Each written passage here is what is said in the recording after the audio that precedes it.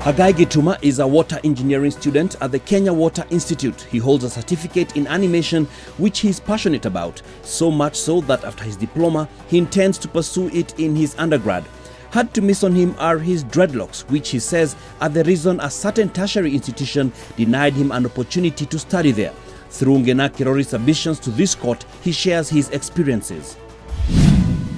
Dr. Esther Mbabu is the Dean of Students at the Kenya Methodist University, KEMU, which is among the universities that has instituted a dress code. The Peace and Conflict Studies PhD holder and practicing psychologist or counselor verbalizes the rationale behind and details of the dress code at the institution. This court will hear from various university students who are in institutions that have dressing restrictions in place. Their diverse views on the same shall be tabled before this court. Esther Odipo is a fourth-year student at the University of Nairobi's Faculty of Law. She is also the president of the Faculty of Law, the first female to hold that office. She tells the court what the situation is at the institution, which does not have a dress code. Dr. Caroline Mose is the Director of Programs at Mawazo Institute, a women-led African organization supporting early career women researchers as they work to find solutions to local and global development challenges. The PhD holder was a lecturer at the Technical University of Kenya. She is an academic researcher and writer with key interests in the fields of cultural studies, specifically popular music, popular cultures, and digital culture. She submits to this court her reservations on the dress codes in institutions of higher learning. News Court is in session. Justice Wanjiko presiding over this court of public interest. My lords and ladyship, I am not sure if my attire is a distraction to this courtroom. It just feels like a fresh, young and hip way of leading the proceedings in this honorable court. You know, I felt that it fits my style, that it's more representative of, who I am. Oh, and that it does not offend anyone, at least I hope. But, my lords and ladies, if I may, it is important for the court to stand advised that there are people in this courtroom who may be unsettled or distracted by the lead of this court session doing so while he is dressed like this. There's the expectation that he should be dressed in a way that is considered more befitting of his role here. Well, Your Honor, I am also cognizant of the fact that it may not sit too well with some people, and for the benefit of prosecuting the matter before this court, I will revert to the usual dress code. Well, I guess this works, or should I say, suits the context. So on that note, we are here to prosecute the matter of institutions of higher learning, such as universities, having dress codes considered strict and some even say backward. But is it, or is it a contextual matter? Ngina Kirori now takes us through her submissions. My lords and ladies, I call Hagai to the stand. The idea that some institutions have is that this gentleman is not properly dressed for their schools. Is this true, and what is the effect?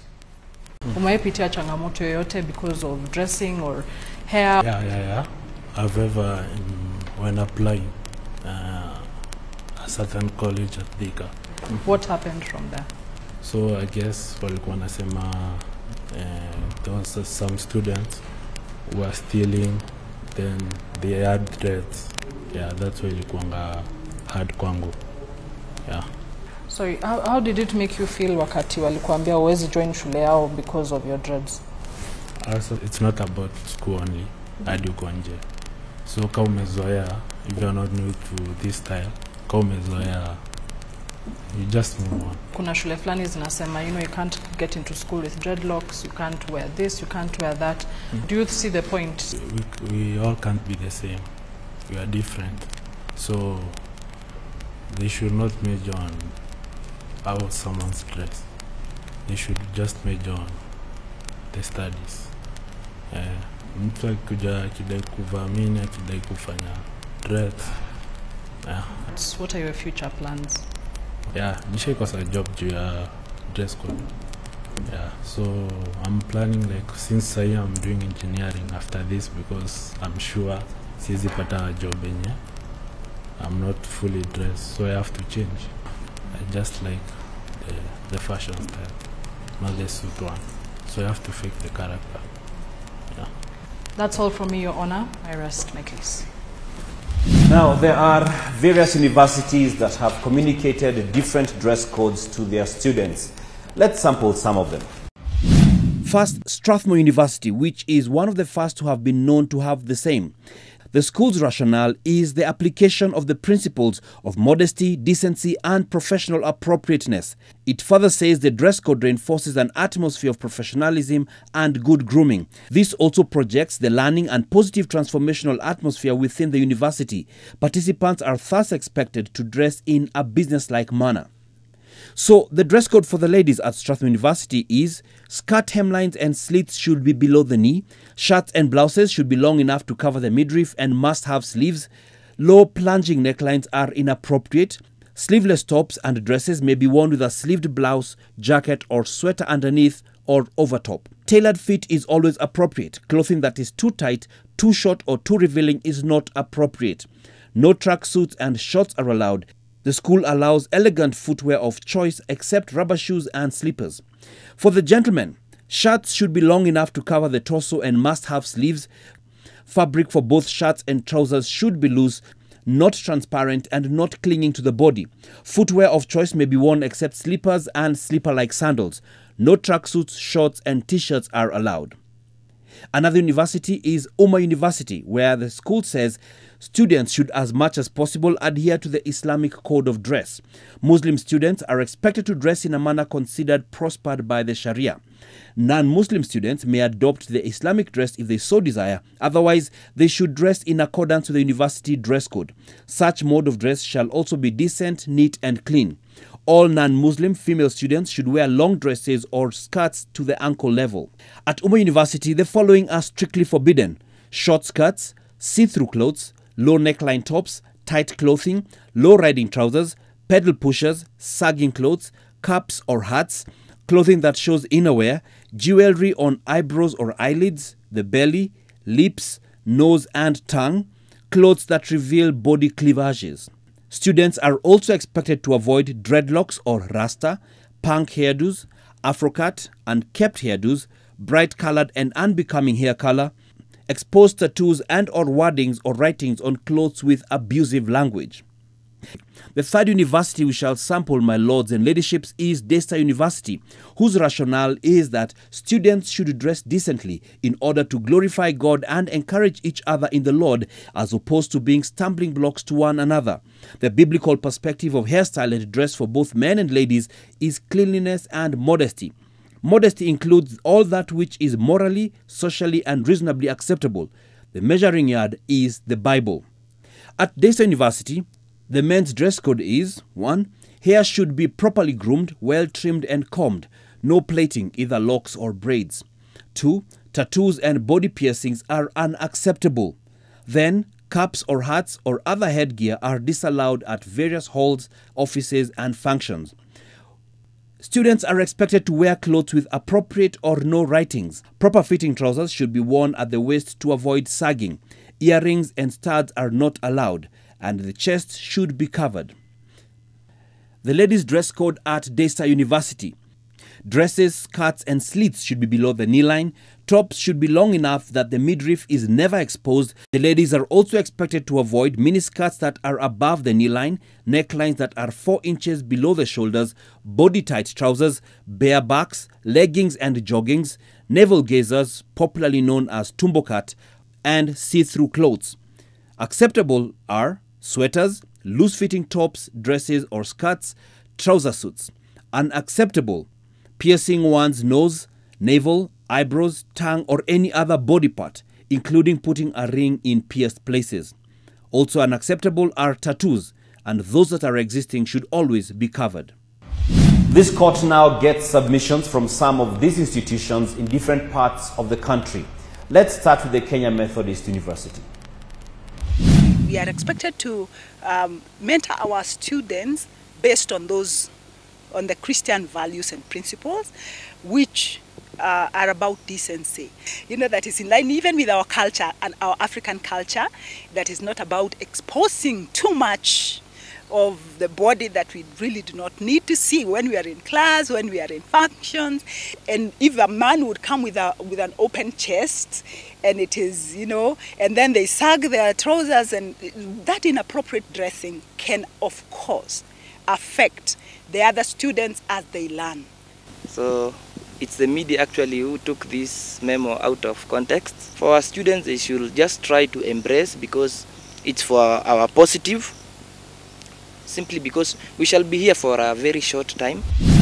Your Honor, another school in the list is the University of Eldoret, and we sought to find the thoughts and feelings of the learners or the students there, which we found to be quite divergent. How do you feel about the new dress code? You see, different people have different styles of clothing, of dressing. So I think they could communicate it quite earlier. Like next semester, if you come with this type of clothing. And sasa hiyo imefanya hatukuwa na time ya buy new clothes. Well, literally today, I almost missed a class, though one of my friends gave me a t-shirt. So I had a trouser, which was not ragged. Parents never knew about maybe what we are dressing in campus.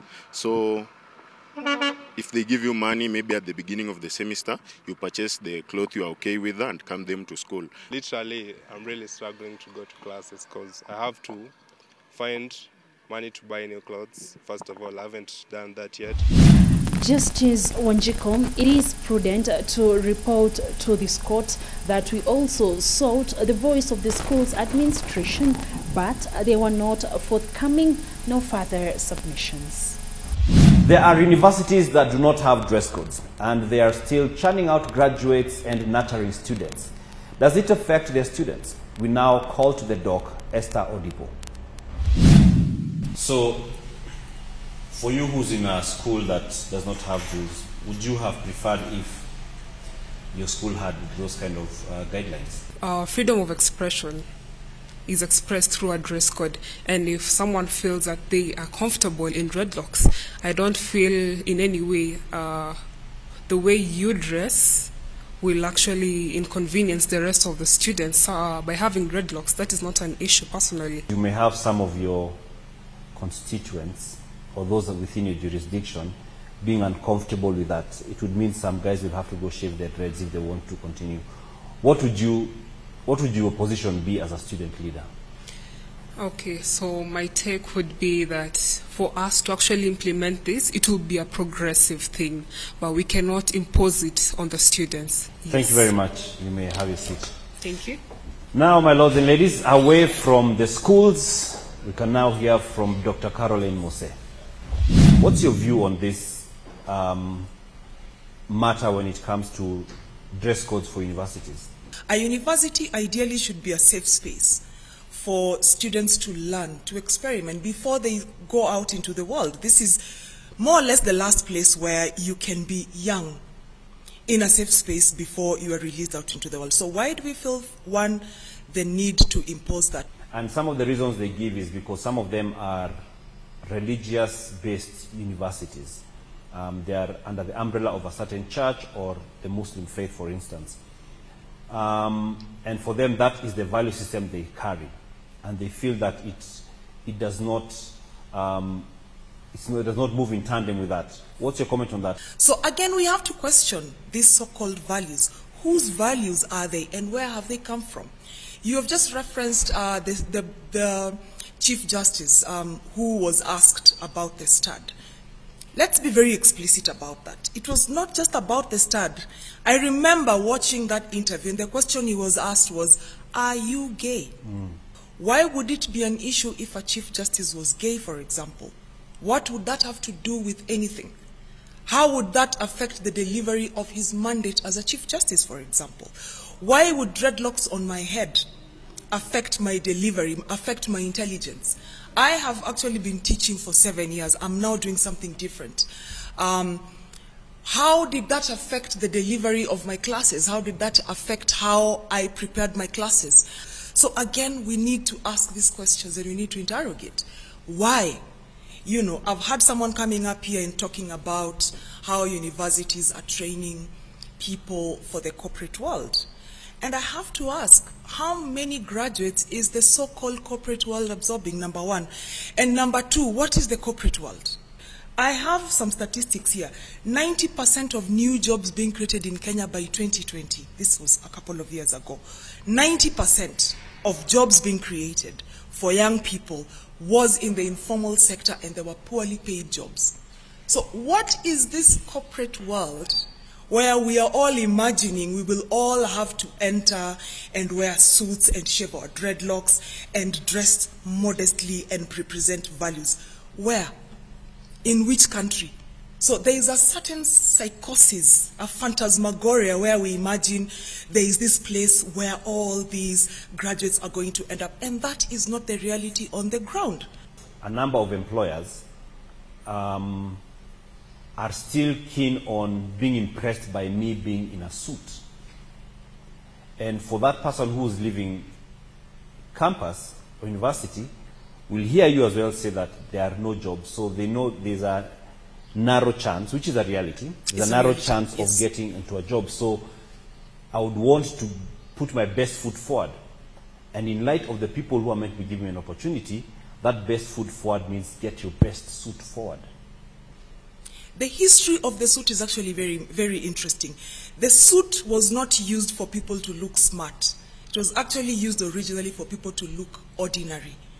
Because before that, what was being worn were these brocades and crowns and all this elaborate clothing that separated the elites and the royalty from the rest of the population, and to present certain values, right? So again, there is a long history around how dress codes are you know, they are being imposed, and their importance, and what, at the end of the day, are the values carried within, are they embodied on the dress code, or are they being carried and embodied by the person? So for me, that would be the counter question. I would like to know, from where you stand. Yes. It's okay to have ladies come to class in miniskirts, or gents come to class in hugging vests, muscle shirts. Yes. Do you feel there's any merit in that argument? Dress codes and how we perceive people is based on race, is based on gender. It's linked to identity. Yes. If I walk in a miniskirt in the middle of Central Business District, something will happen. You know, I'll have people heckling, whistling. If it's a bad day, somebody might attempt to strip me naked, right? If a white woman is walking in the middle of CBD in a miniskirt, more or less nobody is going to do anything to her. There will be no urge to strip this woman because she's white. And as she's white, she's walking in a privileged body because she's white.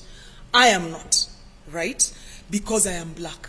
And there's a way in which we pathologize black bodies, and then we say black girls and women should not walk around because, you know, they're showing hips and they're showing this. They are provoking the men. But these same men, these ones who are being provoked in Kenya, once they get on a plane and they're walking in the streets of London, for example, or walking in the streets of New York, none of them will dare to stand up and say, why are these women walking around in miniskirts? Why are people not provoked when they are in other countries? Someone who is like our own, someone, whether I'm a pink person, a maroon one, but as long as it's someone who's our own, I feel a greater need to help them be aligned to the values we have. And someone who is not, I would not be too concerned. For instance, there's what one would tell their child not to do. If they saw someone else's child doing it, they would not be too bothered. And it's not because they're discriminating, but because they've got more ownership of this person. Could it be? It's very interesting the terms you're using. Ownership, our values, our own. What are these our values? If I tell my daughter today not to dress in a certain way, is it because I am cognizant of the culture we have in the country, where somebody is likely to rape her, strip her naked, and violate her? In a very practical way. Yes. There's a certain lady who is going to a certain place which is known to have people who have a certain way of thinking, which if she dressed in, say, a miniskirt, for instance, it would expose her to that danger. Would it still be wise for her to go there in that way? would it be wise for her to go to a space where the truth is there is no space that is safe for women? No. That is the truth. I think I'm asking about a specific thing. And I'm answering you specifically. There is no space that is safe for women. If we use private means to deal with societal problems, it's not helping. So I will tell myself I will not wear, a miniskirt if I'm going to CBD because, I might end up getting stripped and raped. The truth is, women are getting stripped and raped even when they're not dressed in certain ways, even when they're not wearing miniskirts, even when they're not out in the club, even when they don't have tattoos. So is it to say that, or is it not a parallel, to say that it is unwise for me to be going to a place where there are people who are likely to mug me, to go dressed in my, in flashy ornaments? We need to fix the system. And I'll tell you something. So is it unwise for this person to go? It might be. It's unwise for me to walk with my phone in the middle of CBD because someone will take it. But 300 kilometers away in Eldoret, people routinely walk around with their phones out. It then means it is unwise to walk with your phone hidden. Then it means it is, even when your phone, my point, Dan, is even when your phone is hidden, you are still likely to get mugged. There are people whose phones are taken when they're inside the pocket. True or not true? Exactly. So then do we say the solution is not to buy phones, or all of us should buy kabambes? Because if I buy an expensive looking phone, someone is likely to steal it. On the flip side, so is it okay to walk around flashing your phone? It should be. It should be. It should be, because it's not that it doesn't happen. It happens. So there is a problem. There is a problem that needs to be fixed. And we don't fix it by saying, oh, don't walk around with your phone. Don't walk around like this, because that is not going to protect you. Thank you very much. Yes. Doctor, you may have Thank you very much. Thank you very much. That is quite the submissions to this court. It's a dicey issue, this one of dressing code, pitting miniskirters against those who prefer petticoats. Some argue that the schools are seeking to score petty goals, conservative ones at that. But the schools argue they are keen on getting gold out of the students, the very ones they are nurturing to be prudent, for reasons termed as religious or stereotypical. Some people are denied a chance because they are not the typical. See, the fashion style that you admit is cool could mean that they won't admit you in school. You may love your dreads, but they may dread to love you. You may love your miniskirt, maybe with boots, but they are not going to skirt around their truth. The guys may have their studs and muscle shirts, but they have to go somewhere else to learn their passion. Plus, it begs the questions. Is it a backward and limited way of pursuing their mission? Or is it safeguarding what they deem to be integrity of their vision? You be the judge, make the call. And that's it for this session of News Court.